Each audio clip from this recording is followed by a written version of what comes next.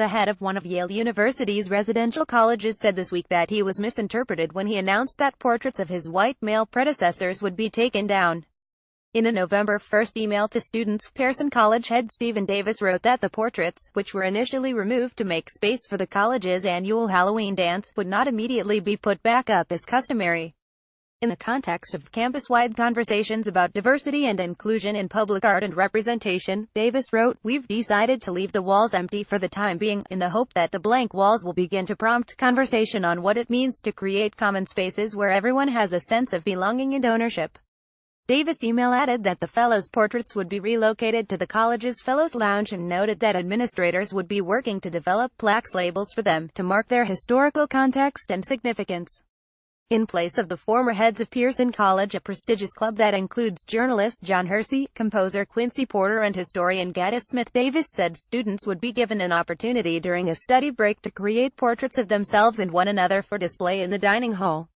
Davis closed the email by encouraging them to bring your voices and artistic skills to the table as we continue our efforts to make Pearson College an ever more equitable and welcoming place.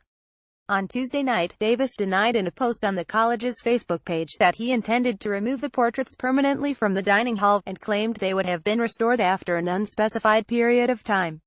The college head said his initial email and a Yale Daily News story about the portraits had generated misperceptions among students, staff and alumni.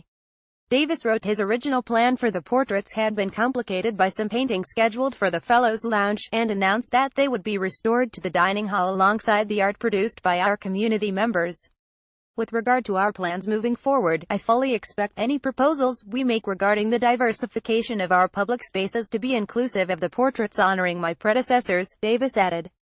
The same day, Yale College Dean Marvin Chun wrote in an email to the Yale Daily News that he believed the portraits of the former college heads should remain visible, both for preserving the college's histories and for honoring the intentions of alumni, fellows and friends who generously commissioned these portraits. The two goals of reflecting Yale's community today and honoring its past are not mutually exclusive. Pearson College previously drew unflattering headlines when its dean, Jun Chu, resigned this past May after posting reviews on the website that called people white trash and low class.